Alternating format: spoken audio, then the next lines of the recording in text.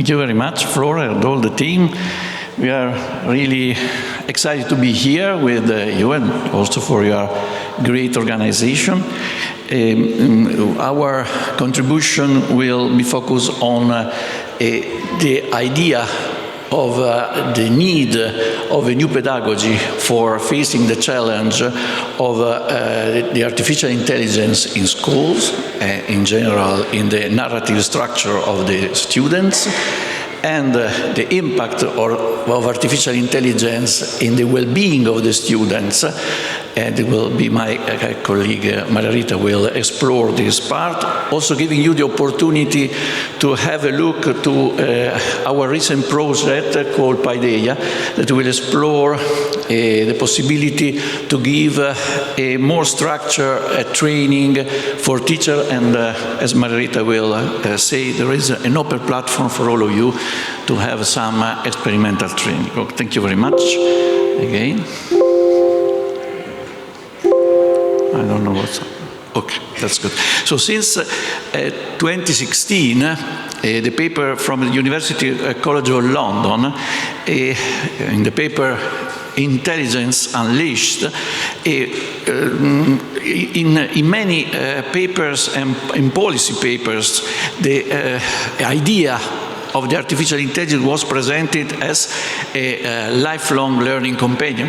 And from this, many different papers commented the idea that we will have to face the revolution of the narrative structure based on the contribution of the artificial intelligence, in particular generative systems and large language models.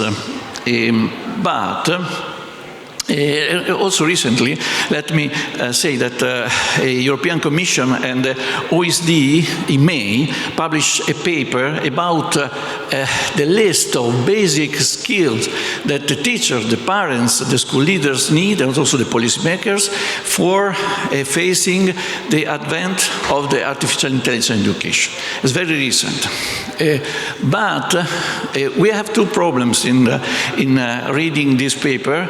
The first one is probably we have not paid the due attention to the main target, the students. Is to them that we have to consider the center of the discussion. And the second point is just a few contributions in the literature start investigating how it will be the positive impact of the introduction of artificial intelligence in some cognitive performances. I list here some recent studies coming from China, from academics from China, and the focus of this was how to consider the positive impact, if it's possible to measure this.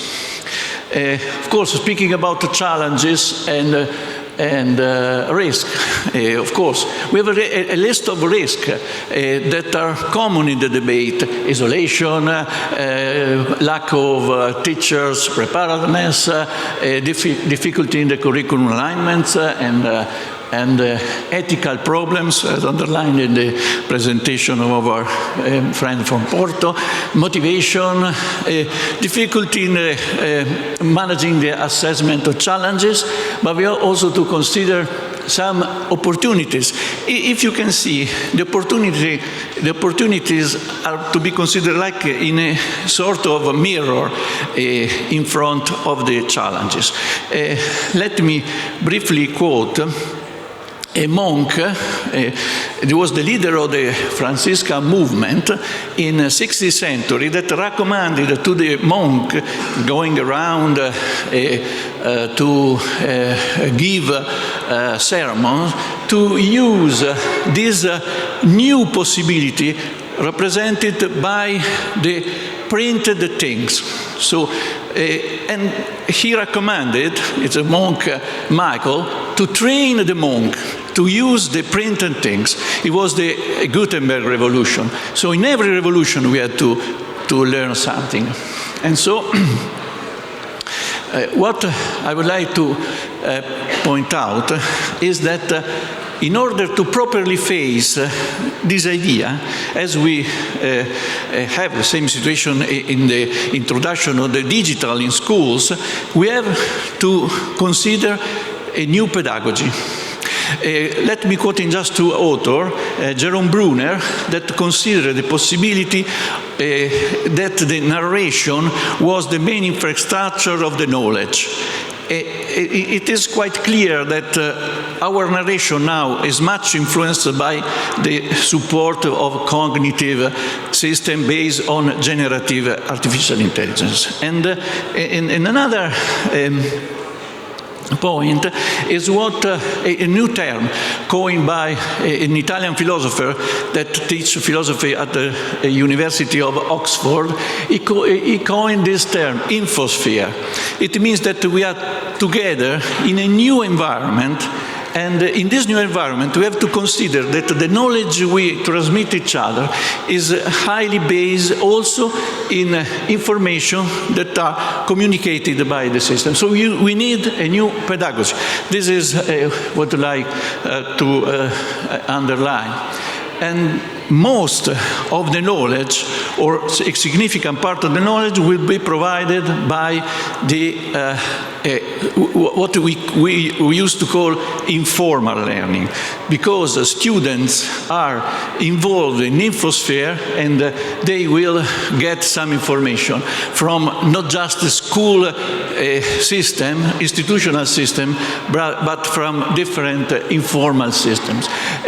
Just to conclude before taking the floor to Rita, one of the incredible historical mistakes was when Columbus went to India, and he was in India, he believed to be in India, but he wasn't in India. And he discovered without knowing another environment, America. And so I think from the incredible mistake we can learn a lot and create a new perspective.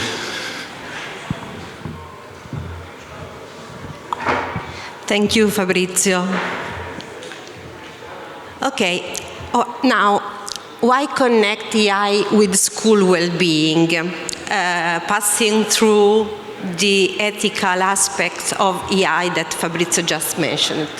Because AI is more than a tool, it's shaping how students learn, feel, and interact, shape, the key word that also Flora mentioned this morning. It's very, very relevant.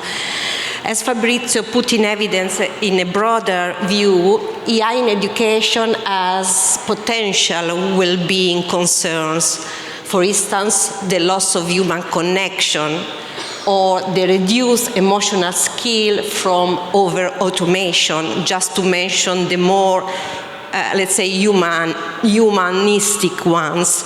But it also has a very strong impact on possible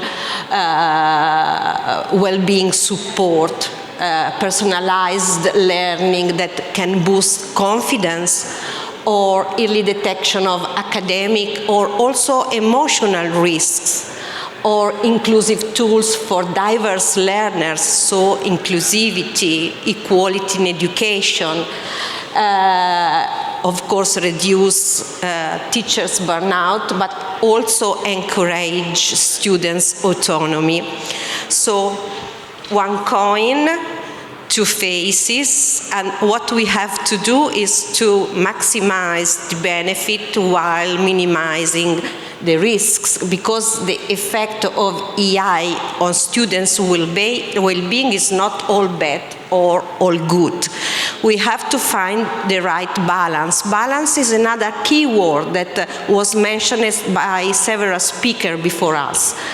And this, in our opinion, and also based on the research of the project that Fabrizio mentioned before, Paideia, which is a forward-looking project, Erasmus forward-looking project. So we try to look forward. It was supported in 2023. We are in the middle of our path. And what we are trying to do is to combine AI with strong human-centered pedagogy, because this means also being ethical while using AI in education. And this also is a starting point to guarantee the well-being of our students, also engaging the main actors. So we mentioned teachers, we mentioned, of course, students that are at the center, but also the family behavior and the community behavior must have an impact, can have an impact in positive or negative terms. So we have to take into full account also such kind of actors. What does it mean, minimizing risks and harms and maximizing benefit? Means also take into full account that this tool offers personalized experience in learning, reduce stress, but over-reliance on AI can lead the safety of our students. Regarding social interaction and communication skill, AI for sure enhance digital communication efficiency, but excessive reliance on AI for communication can reduce face-to-face interaction. So as we may see, there are a lot of things that has to be balanced. I try to go faster because the time is almost over, just to showing what we are doing in the Paideia project, taking into full account the ethical aspect of artificial intelligence in education. We are building almost at its end a teacher curriculum in which there are 5 units. The first one is the intake and self-reflection, and the last one is outboarding. That's why we thought about that, because the impact of artificial intelligence is depending also on the context in which it's applied. So it's important also to balance the level of skills that the teacher must acquire during the path. And then we have the basic awareness of artificial intelligence as an important unit, and then teaching with the AI, but also guiding students about how to use AI. So students, it's at the center of a curriculum for teachers. This is the philosophy behind. And there is a unit totally devoted to using AI responsibly, so the ethical and legal use of artificial intelligence. We have connected this unit and discourse within the DigCompEdu framework, which is the overall framework of the European Union for teaching teachers about digital competencies. And just to make you see some contents of the units is exploring affordance and pillars of AI for students, understanding the changing role and responsibilities, which is another important topic, roles and responsibilities of teachers, and from the other part of the coin also of students have necessarily to change, and also know how digital literacy can be developed among students in different ways, mainly developing critical thinking and reflecting with students on ethical awareness of artificial intelligence. And the last unit, the one especially devoted to the ethical part, is understanding and incorporating ethical, responsible use of AI in education, and evaluating and reflecting AI societal impacts and ethical use of education. The community. More than 1 century ago, Lucy Latter, a pedagogist, English pedagogist, said that there is a way to make schools a place where it's possible to be happy. We are working to reach the same goal, and because artificial intelligence can have a multiplier effect, we really hope that working this way we can amplify also the opportunity for students to stay well at school and to foster student well-being. Thank you very much.